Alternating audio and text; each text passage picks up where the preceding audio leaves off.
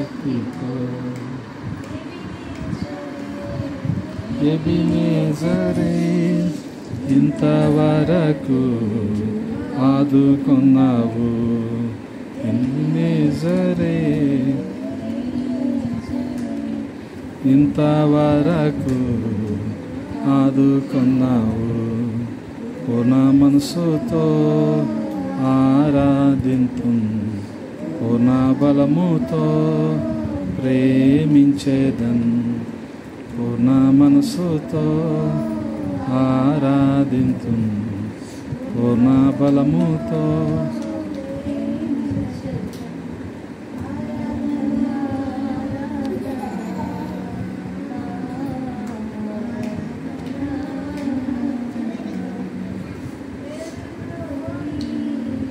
El Roi నన్ను చూసావే వందనమయ్యా.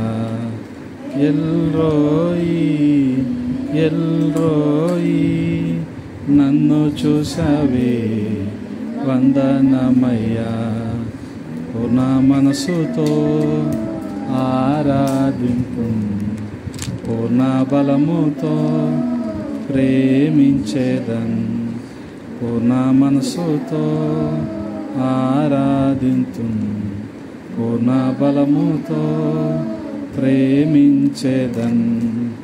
ఆరాధన ఆరాధన ఆరాధన ఆరాధన. యెహోవా రఫా స్వస్థపరిచావే వందనమయ్యా. యెహోవా రఫా యెహోవా రఫా స్వస్థపరిచావే వందనమయ్యా. పూర్ణ మనసుతో ఆరాధింతు, పూర్ణ బలముతో ప్రేమించేదన్. పూర్ణ మనసుతో ఆరాధింతు, పూర్ణ బలముతో ప్రేమించేదన్. ఆరాధన ఆరాధన ఆరాధన ఆరాధన. వానిసి యెహోవా నిసి జయమిచ్చావే వందనమయ్యా. వానిసి యెహోవా నిసి జయమిచ్చావే వందనమయ్యా. పూర్ణ మనసుతో ఆరాధింతు,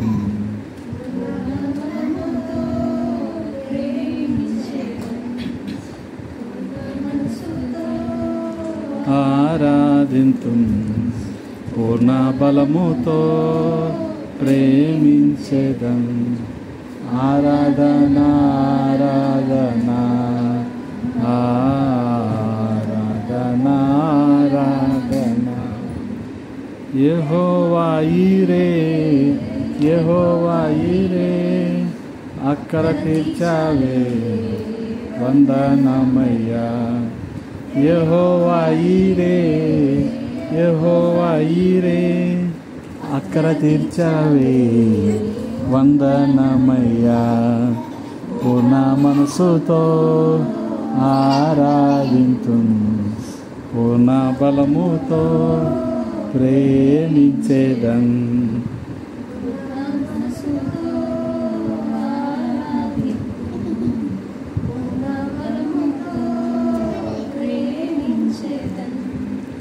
ఆరాధన ఆరాధన ఆరాధన. యెహోవా షమ్మా యెహోవా షమ్మా తోడై నిలిచావే వందనమయ్యా. యెహోవా షమ్మా యెహోవా షమ్మా తోడై నిలిచావే వందనమయ్యా. పూర్ణ మనసుతో ఆరాధింతు, బలముతో ప్రేమించేదన్. పూర్ణ మనసుతో ఆరాధింతు, బలముతో ప్రేమించెదన్. ఆరాధన ఆరాధన ఆరాధన ఆరాధన అధికముగా ఆరాధింతు ఆసక్తితో. హల్లెలూయా. దేవునికి స్తోత్రం. సమయంలో ఒక మాటను ధ్యానం చేసుకుందాం. 40వ కీర్తన 2వ చరణం. 40వ కీర్తన 2వ చరణం. నాశనకరమైన గుంటలో నుండి, జగటగల దొంగ ఊబిలో నుండి ఆయన నన్ను పైకెత్తెను.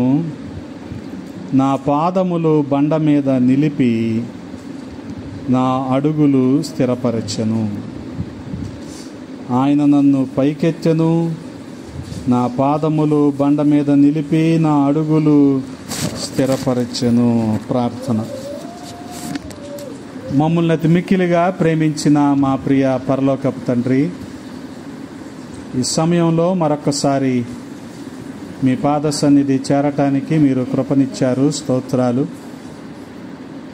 గడిచిన కాలమంతా మీరు రెక్కల నీడలో భద్రపరిచారు. క్షేమాన్ని, సమృద్ధిని అందించారు. వందనాలు రాజా. మీరు ఏర్పాటు చేసిన ఈ వాక్య భాగాన్ని బట్టి స్తుతిస్తూ ఉన్నాం. మాతో మీరు మాట్లాడండి, సహాయము చేయండి. వినగలిగిన చెవిని, గ్రహించే హృదయాన్ని మా అందరికి ఇవ్వండి అయ్యా. మీ ఆత్మకార్యాలు మెండుగా జరగనివ్వండి. మీకే మహిమలు ఆరోపిస్తూ యేసయ్య పరిశుద్ధ నామంలో అడిగి వేడుకుంటున్నాము పరమ తండ్రి. ఆమేన్. దేవునికి స్తోత్రం. హల్లెలూయా. ప్రభునందు ప్రియ సహోదరి సహోదరులారా, చదవబడిన మాటలు చాలా శ్రద్ధగా గమనించండి. 40వ కీర్తనలో దావీదు మహారాజు అనేకమైన విషయాలను, దేవుణ్ణి ఆరాధిస్తూనే దేవునితో మనం కలిగి ఉండాల్సిన సహవాసం, దేవుడు ఎటువంటి అద్భుత ఆశ్చర్య కార్యాలు ప్రతి వ్యక్తి పట్ల జరిగిస్తున్నాడు, ఆయన ఉన్నతమైన ప్రణాళికలు ప్రతి వ్యక్తి పట్ల ఏ రీతిగా ఉన్నాయి, ఆయన సార్వభౌమాధికారాన్ని ప్రతి వ్యక్తి కూడా ఏ రీతిగా రుచి చూస్తున్నారు అనే విషయాలు ఈ కీర్తనల్లో మనం చూస్తూ ఉంటాం. అందుకని అంటున్నాడు, యెహోవా కొరకు నేను సహనముతో కనిపెట్టుకుంటుని, ఆయన నాకు చెవియొగ్గి నా మొర్ర ఆలకించెను. హల్లెలూయా. ఆయన కోసం నేను కనిపెట్టుకున్నాను. బహుశా ఎంతకాలం, ఎంతసేపు దావీదు మహారాజు దేవునికి ప్రార్థన చేశాడో ఇక్కడైతే రాయబడలేదు, కానీ దేవుడు మాత్రం నా ప్రార్థన ఆలకించాడు అంటున్నాడు. ఆయన నా మొరకు చెవియొగ్గాడు, నా ప్రార్థన ఆయన విన్నాడు. వినటం మాత్రమే కాదు, నా పట్ల గొప్ప ప్రణాళిక కలిగిన దేవుడు ఒక అద్భుతాన్ని చేశాడు. అదేంటంటే, నాశనకరమైన గుంటలో నుండి, జగటగల దొంగ ఊబిలో నుండి ఆయన నన్ను పైకెత్తెను. హల్లెలూయా. పైకెత్తెను. పైకెత్తే దేవుడు మన దేవుడు. హల్లెలూయా. నాశనకరమైన గుంటలో నుండి. గమనించండి, ఈ లోకంలో మనిషి, అతని ప్రయాణము, అందుకనే మనిషి జీవితం ఈ లోకంలో శాశ్వతమైతే కాదు. ఎందుకనంటే మనిషి ఈ లోకంలో యాత్రికుడు, పరదేశి, అంతే తప్ప సదాకాలం మనం ఉండేది మాత్రం పరలోకంలో, కొంతకాలం పరదేశిగా మనం ఉండేది మాత్రం ఈ లోకంలో. అందుకని ఈ ప్రయాణంలో లోకం పట్ల ఆకర్షితులైపోయి పాపంలో మనుషులు పడే ప్రమాదంలో ఉన్నారు గనక అనేక రీతులుగా అపవాది మనుషుల్ని మభ్యపెట్టి దేవుడి నుంచి దూరం చేసేసి పాపంలో పడేస్తూ ఉంటాడు. అదే ఆ నాశనకరమైన గుంట. అందుకని గమనించండి, అపవాది దొంగతో పోల్చబడ్డాడు. దొంగ చెప్పొస్తాడా? చెప్పకుండా వస్తాడు. దొంగ దేనికోసం వస్తాడు? దోచుకోవటానికి వస్తాడు. ఇంకా దేనికోసం వస్తాడు దొంగ? నరహత్య చేయటానికి వస్తాడు. అపవాది కూడా దొంగతో పోల్చబడ్డాడు. ఎందుకు వస్తాడు దొంగ అంటే? మన ఆత్మీయతను, మన సాక్ష్యాన్ని దోచుకోవటానికి వస్తాడు. మన దేవునితో మనకున్న సహవాసాన్ని పాడు చేయటానికి వస్తాడు. అందుకనే ఈ లోకము ఒక గుంట. ఈ నాశనకరమైన గుంటలో నుండి దేవుడు నన్ను పైకెత్తాడు. జిగట కలిగిన దొంగ ఊబి. అక్కడ ఊబి ఉంది అని తెలియదు, కానీ ఉంటుంది. అందులో పడిన ఎవరు కూడా అందులో నుంచి బయటికి రాలేరు. గమనించండి. వాస్తవానికి మనిషి అవసరతను బట్టి దేవుని వద్దకు వస్తాడు కదా. వస్తువాహన సంపదలే మనిషి అవసరతలు కాదు. పాపము నుంచి విడుదల పొందటమే అసలు అవసరత. ఇందుకోసమే దేవుని వద్దకి మనిషి రావాలి. కానీ మనిషి ఏమనుకుంటాడు?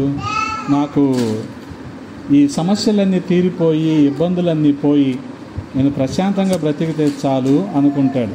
కానీ మనిషి ఉన్నది మాత్రం జిగట గల దొంగ ఊబిలో. మనిషి ప్రయత్నాలు ఉదయం మొదలుకొని సాయంత్రం వరకు కూడా ఈ జీవన పోరాటంలో, ఈ ప్రయాస అంతటిలో కూడా దేవుని మీద ఆధారపడకుండా స్వయం మీద, లేకపోతే స్వంత బలం మీద, జ్ఞానము మీద, శక్తియుక్తుల మీద ఆధారపడినప్పుడు ఇది కూడా ఎలాగుంటుందంటే దొంగ ఊబిలాగా ఉంటుంది.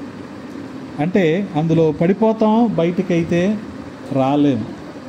అందుకనే దావీదు ఎంత గొప్పగా దేవుణ్ణి ఆరాధిస్తున్నాడంటే, దేవుడు తన పట్ల చేసిన గొప్ప మేలు ఇక్కడ గమనించండి. నాశనకరమైన గుంటలో నుండి, జిగట గల దొంగ ఊబిలో నుంచి దేవాది దేవుడు పైకెత్తాడంట. అందుకనే మన దేవుడు పైకెత్తే దేవుడు. పైకెత్తటం మాత్రమేనా? స్థిరపరిచాడు, స్థిరంగా నిలబెట్టాడు. ఎక్కడంట? నా పాదములు బండ మీద నిలిపి నా అడుగులు స్థిరపరచను. బండ మీద నిలిపి, హల్లెలూయా. బండ మీద నిలిపి మరి దావీదు పాదాలను దేవుడు స్థిరపరిచాడు. వాస్తవానికి బండ మీద నిలిచేది ఏంటంటే సంఘము. క్రీస్తు అనే బండ మీద. పేతురుతో యేసుక్రీస్తు ప్రభువు వారు అంటారు, ఈ బండ మీద నువ్వు నా సంఘాన్ని కడతావు. అంటే బండ మీద నిలిచేది సంఘము. బండ మీద కట్టబడిన ఇల్లు, ఇసుక మీద కట్టబడిన ఇల్లు. బండ మీద కట్టిన ఇల్లు నిలబడింది కదా, ఇసుక మీద కట్టిన ఇల్లు అయితే కూలిపోయింది. అందుకని సంఘము లేదా వ్యక్తిగత భక్తి జీవితము నిలబడాలంటే మనము ఆయనలో కట్టబడాలి, ఆయన మీద కట్టబడాలి. అందుకని పేతురుతో దేవాది దేవుడు మత్తయి సువార్త 16వ అధ్యాయం 18వ వచనంలో అంటున్నాడు, నీవు పేతురవు, ఈ బండ మీద నా సంఘమును కట్టుదువు అంటున్నాడు. పౌలు కూడా అంటాడు కొరింథీయులకు రాసిన మొదటి పత్రిక 10వ అధ్యాయం 4వ వచనంలో, ఆ బండ క్రీస్తే అంటాడు. హల్లెలూయా. అందుకని ఇక్కడ దావీదు చెప్పకనే చెప్తున్నాడు, మనకు అవసరతలు ఏంటంటే పాపం నుంచి విడుదల పొందటం, దేవునిలో స్థిరపడటం. ఇది మన యొక్క అవసరత. దేవునిలోకి రావటానికి మన నెసెసిటీ ఇదే, మనకు కావాల్సింది ఇదే. అందుకని నాశనకరమైన గుంటలో నుండి, జగట కలిగిన దొంగ ఊబిలో నుండి దేవాది దేవుడు పైకెత్తాడు. పైకెత్తి బండ మీద మన పాదాలను నిలబెట్టాడు. నా అడుగులు స్థిరపరిచెను, తనకు స్తోత్ర రూపమగు క్రొత్త గీతము మన దేవుడు నా నోట ఉంచెను. అనేకులు దాన్ని చూచి భయభక్తులు కలిగి యెహోవా యందు నమ్మిక ఉంచెదరు. హల్లెలూయా. ఎప్పుడైతే మనము ఈ పాపము నుంచి విడుదల పొంది క్రీస్తు అనే బండ మీద స్థిరపడతామో అప్పుడు అనేకులకు మనం మాదిరికరంగా ఉంటాం. అందుకనే చూడగలిగితే మరి న్యాయాధిపతుల గ్రంథంలో సంసోను బండ మీద ఉండాల్సిన వాడు పడిపోయాడు, స్థిరంగా లేడు. సంసోను అడుగులు స్థిరంగా లేవు. కానీ దేవాది దేవుడు సంసోను నుంచి ఆశించింది ఏంటంటే ఇశ్రాయేలీయులందరినీ కూడా నడిపిస్తాడు, విడిపిస్తాడు అని అనుకున్నాడు. కానీ అదైతే జరగలేదు. గమనించండి. ఆ బండలోనే దేవుని యొక్క మహిమ మోషేకు ప్రత్యక్షపరచబడింది. అంటే ఆ క్రీస్తు అనే బండలో మనం ఎప్పుడైతే స్థిరపరచబడతామో ఆయన మహిమను చూస్తాం. ఆయనలో మనం స్థిరపరచబడకపోతే మనము కూడా సంసోనులాగా పతనమైపోతాం. అందుకనే దేవునిలోకి వచ్చిన మనము ఆ బండ మీద మనము స్థిరపరచబడాలి. హల్లెలూయా. గమనించండి, సమూయేలు మొదటి గ్రంథంలో కూడా దావీదు యోనాతానులు వాళ్ళ హృదయాలు ఐక్యమైనవి అంట, ఒకదానితో ఒకటి పెనవేసుకున్నాయి అంట. కారణం ఏంటంటారు? దేవుని యొక్క సహవాసంలో వాళ్ళు ఉన్నారు. దేవుడు దావీదును ఉద్దేశించి ఏమంటాడంటే, దావీదు నా హృదయానుసారుడు అంటాడంటే దేవుని మనస్సు ఎలాగా ఆలోచిస్తుందో దావీదు మనస్సు కూడా అలాగే ఆలోచిస్తుంది అని అర్థం. అందుకని ఆయన మీద మనము స్థిరపడాలి, ఆయనలో మనము స్థిరపడాలి. ఆయన అనగా క్రీస్తు అనే బండ మీద మనము కట్టబడాలి. కట్టబడినప్పుడు మోషే చూసినట్టు ఆయన మహిమను మనం చూస్తాం. అదే రీతిగా మరి దేవుని కొరకు గొప్ప కార్యాలు కూడా మనం చేస్తాం. ఏలియా చేసిన పనేంటి? కర్మేలు అనే బండ మీద 850 బయలు ప్రవక్తలను హతం చేశాడు. గమనించండి, అంటే దేవుని కొరకు బలమైన కార్యాలు. ఆ రీతిగా చూడగలిగితే ఆ క్రీస్తు అనే బండ మీద మనము స్థిరపడాలి. అందుకనే అంటున్నాడు కదా, చాలా స్పష్టంగా దావీదు మహారాజు అంటున్నాడు, నా పాదములు బండ మీద నిలిపి నా అడుగులు స్థిరపరచెను అంటున్నాడు. హల్లెలూయా. ఆ రీతిగా దేవాది దేవుడు మనలను ఆయనలో స్థిరపరిచాడు. మన పునాది ఆయన మీద ఉంటే ఖచ్చితంగా మనం కదల్చబడము. గమనించండి, అందుకని సొలొమోను రాజు కూడా అంటాడు సామెతల గ్రంథంలో మరి చాలా విషయాలు మాట్లాడుతూ 30వ అధ్యాయము 26వ వచనంలో అంటాడు, కుందేలు గురించి మాట్లాడతాడు. అదేమో చిన్న ప్రాణి, లేకపోతే చిన్న జంతువే, కానీ బండ సందుల్లో అది నివసిస్తుంది. ఏ అపాయము రాకుండా ఆ బండ సందుల్లోనే ఉంటుంది, దానికి మాత్రం ఏ అపాయం కూడా రాదు. మనము క్రీస్తు అనే బండలో స్థిరపడాలి.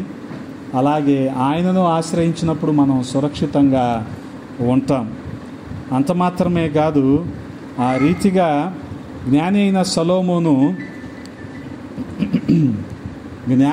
సొలొమోను పరమగీతాల గ్రంథంలో కూడా షూలమ్మితిని వర్ణిస్తూ అంటాడు, బండ సందుల్లో ఉన్న పావురం అంటాడు.